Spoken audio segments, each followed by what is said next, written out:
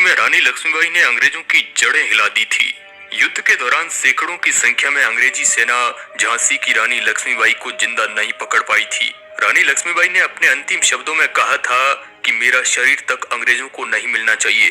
तारीख थी 18 जून 1858। झांसी की रानी लक्ष्मीबाई को अंतिम समय में अंग्रेजों ने चारों तरफ से घेर लिया था, लेकिन रानी लक्ष्मीबाई ने भी अंग्रेजों को मुंहतोड़ जवाब दिया था। ब्रिटिश खेमा युद्ध करते करते थकता उससे पहले ही एक रिजर्व सैनिकों की टुकड़ी आ गई थी। इस सैनिकों की टुकड़ी के अचानक लड़ाई में कूदने से ब्रिटिश खेमे में फिर से जान आ गई, लेकिन रानी लक्ष्मीबाई अंग्रेजों की इस चाल को तुरंत ही समझ गई थी। युद्ध में लड़ते लड़ते रानी लक्ष्मीबाई के सैनिकों की संख्या धीरे धीरे कम होती जा रही थी। अब रानी को लगा कि यहाँ से पीछे हटने में ही भलाई है, और अंग्रेजों को चकमा देकर लड़ाई के मैदान से इतनी तेजी से हटी कि अंग्रेज कुछ समझ ही नहीं पाए। रानी और उनके सैनिक युद्ध के मैदान से 1 मील की दूरी पर भागकर चले गए थे, मगर तब तक वहाँ भी अंग्रेज सैनिक पीछा करते करते आ पहुँचे थे। दोस्तों, अंग्रेजी सेना की तरफ से कैप्टन रॉड्रिक ब्रिग्स थे, जो वो पहले शख्स थे जिसने रानी लक्ष्मीबाई को अपनी आंखों से लड़ाई के मैदान में लड़ते हुए देखा था। उन्होंने घोड़े की रस्सी अपने दांतों से दबाई हुई थी। वो दोनों हाथों से तलवार चला रही थी और एक साथ दोनों तरफ वार कर रही थी। इसके बाद लड़ाई नए सिरे से शुरू होती है। जगह थी कोटा की सराय। रानी लक्ष्मीबाई के एक सैनिक के मुकाबले अंग्रेजों के 2 सैनिक लड़ रहे थे। लड़ते लड़ते एक अंग्रेज सैनिक ने रानी लक्ष्मीबाई के सीने में संगीन भोंक दी थी, लेकिन रानी ने तुरंत ही मुड़कर अपने ऊपर हमला करने वाले अंग्रेजी सैनिक पर पूरी ताकत से तलवार लेकर टूट पड़ी। रानी को लगी चोट इतनी ज्यादा गहरी तो नहीं थी, लेकिन उस घाव से खून काफी तेजी से निकल रहा था। अचानक घोड़े पर दौड़ते दौड़ते उनके सामने एक छोटा सा पानी का झरना आ गया। रानी लक्ष्मीबाई को लगा कि वो घोड़े की एक छलांग लगाएगी और घोड़ा झरने के पार हो जाएगा, तब उनको कोई भी नहीं पकड़ सकेगा। मगर अफसोस इस बात का कि घोड़ा छलांग लगाने के बजाय इतना तेजी से रुका कि घोड़े ने 1 इंच भी आगे बढ़ने से इनकार कर दिया। तभी उन्हें कमर में बाईं तरफ राइफल की एक गोली लग गई। रानी के बाएं हाथ की तलवार छूटकर जमीन पर गिर पड़ी। उन्होंने उस हाथ से अपनी कमर से निकलने वाले खून को दबाकर रोकने की कोशिश की। तब तक एक अंग्रेज रानी के घोड़े की बगल में पहुंच चुका था।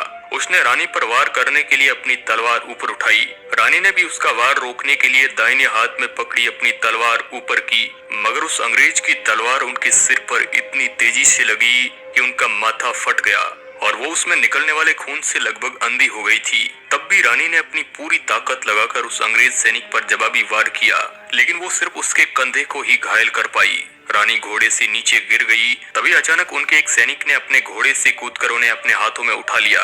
तुरंत ही रानी लक्ष्मीबाई को एक पास ही के मंदिर में ले जाया गया। तब तक रानी लक्ष्मीबाई की सांसें चल रही थी। रानी लक्ष्मीबाई की हालत लगातार बिगड़ रही थी। मंदिर के दरवाजे के बाहर लगातार फायरिंग हो रही थी और काफी देर गोलीबारी के बाद रानी के अंतिम सैनिक को गोली लगी। तब अंग्रेजों ने समझ लिया था कि रानी अब जिंदा नहीं रही और हमारा काम पूरा हो गया। तभी एक अंग्रेजी अधिकारी रॉड्रिक ने जोर से चिल्लाकर कहा, रानी अभी भी जिंदा है। अंग्रेजों की सेना से लड़ाई लड़ते लड़ते रानी लक्ष्मीबाई काफी घायल हो चुकी थी। रानी की एक आंख अंग्रेज सैनिक की कटार से लगी चोट के कारण बंद थी। उन्होंने बहुत मुश्किल से अपनी दूसरी आंख खोली। उन्हें सब कुछ धुंधला दिखाई दे रहा था और उनके मुंह से रुक रुक कर शब्द निकल रहे थे। दामोदर, मैं उसे तुम्हारी देख रेख में छोड़ती हूँ। उसे छावनी ले जाओ, दौड़ो उसे ले जाओ। इसके बाद रानी की सांसें तेजी से चलने लगी थी। उनकी चोट से खून निकलकर उनके फेफड़ों में घुस रहा था। धीरे धीरे वो डूबने लगी थी। उन्होंने अपने अंतिम शब्दों में कहा था कि अंग्रेजों को मेरा शरीर तक मिलना नहीं चाहिए। इसके बाद रानी लक्ष्मीबाई की सांसें रुक जाती है और फिर वहां पर मौजूद रानी के सैनिकों ने आनन फानन में कुछ लकड़ियां जमा की और उन पर रानी के पार्थिव शरीर को रखकर आग लगा दी थी। अंग्रेज बाहर से लगातार धनाधन गोलियां दाग रहे थे। गोलियों की आवाज बढ़ती जा रही थी। मंदिर की दीवार के बाहर अब तक सैकड़ों ब्रिटिश सैनिक पहुंच गए थे। मंदिर के अंदर से सिर्फ 3 राइफलें अंग्रेजों पर गोलियां बरसा रही थी। पहले एक राइफल शांत हुई, फिर दूसरी और फिर तीसरी राइफल भी शांत हो गई। जब अंग्रेज मंदिर के अंदर घुसे तो वहां से कोई आवाज नहीं आ रही थी। सब कुछ शांत था। सबसे पहले रॉड्रिक ब्रिग्स अंदर घुसे। वहाँ रानी के सैनिकों और पुजारियों के कई दर्जन रक्त रंजित शव पड़े हुए थे। एक भी आदमी जीवित नहीं बचा था। उन्हें सिर्फ एक शव की तलाश थी। तभी उनकी नजर एक चिता पर पड़ी जिसकी लपटें अब शांत पड़ रही थी। उन्होंने अपने बूट से उसे बुझाने की कोशिश की। तभी उसे मानव शरीर के जले हुए अवशेष दिखाई दिए। रानी की हड्डियां करीब करीब राख बन चुकी थी। इस तरह रानी लक्ष्मीबाई अपनी अंतिम सांस तक अंग्रेजों से लड़ती रही थी। चलिए अब थोड़ा आपको रानी लक्ष्मीबाई के शुरुआती जीवन के बारे में बताते हैं। लक्ष्मीबाई का जन्म वाराणसी में 19 नवंबर 1828 को हुआ था। उनका बचपन का नाम मणिकर्णिका था, लेकिन प्यार से उन्हें मनु कहा जाता था। मनु ने बचपन में शास्त्रों की शिक्षा के साथ साथ शस्त्र की शिक्षा भी ली थी। साल 1842 में मात्र 7 वर्ष की अवस्था में इनका विवाह झांसी के राजा गंगाधर राव निंबालकर के साथ कर दिया गया। अब ये झांसी की रानी बन गई और इनका नया नाम लक्ष्मीबाई रखा गया। साल 1851 में 16 वर्ष की अवस्था में इन्होंने एक पुत्र को जन्म दिया, जिसकी मृत्यु 4 माह पश्चात ही हो गई। और फिर 1853 में राजा गंगाधर राव का स्वास्थ्य बहुत अधिक बिगड़ जाने पर उन्हें दत्तक पुत्र लेने की सलाह दी गई। पुत्र गोद लेने के बाद 21 नवंबर 1853 को राजा गंगाधर राव की मृत्यु हो गई। दत्तक पुत्र का नाम दामोदर राव रखा गया। जब दामोदर राव के गोद लिए जाने को अंग्रेजों ने अवैध घोषित कर दिया, तब रानी को झांसी का अपना महल छोड़ना पड़ा था। उन्होंने एक 3 मंजिल की साधारण सी हवेली रानी महल में शरण ली थी और 7 मार्च 1854 को अंग्रेजों ने झांसी को ब्रिटिश साम्राज्य में मिला लिया। और फिर झांसी की रानी को यह सहन न हुआ और उन्होंने अंग्रेजी हुकूमत के विरुद्ध युद्ध छेड़ दिया और कहा कि मैं झांसी को अंग्रेजों के हवाले नहीं करूंगी। झांसी 1857 की क्रांति का एक महत्वपूर्ण केंद्र बन गया था, जहां से हिंसा भड़कने लगी। रानी लक्ष्मीबाई ने झांसी की सुरक्षा के लिए एक स्वयंसेवक सेना बना डाली। इसमें महिलाओं की भर्ती की गई और उन्हें युद्ध की ट्रेनिंग दी गई। 1858 के जनवरी माह में अंग्रेजों ने झांसी की ओर बढ़ना शुरू कर दिया और मार्च के महीने में शहर को अंग्रेजों ने घेर लिया और फिर अंग्रेजों ने युद्ध स्टार्ट कर दिया। तब रानी लक्ष्मीबाई ने तात्या टोपे से मदद मांगी और तात्या टोपे 20,000 की सेना के साथ अंग्रेजों से टक्कर लेने आ डटे, लेकिन अफसोस इस बात का कि ये पराजित हो गए।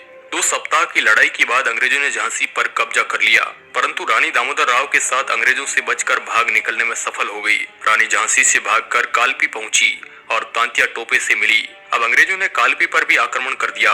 इस बार फिर रानी को पराजय का मुंह देखना पड़ा और ग्वालियर की तरफ भागना पड़ा। 18 जून 1858 को ग्वालियर के पास कोटा की सराय में ब्रितानी सेना से लड़ते लड़ते रानी लक्ष्मीबाई वीर गति को प्राप्त हो गई।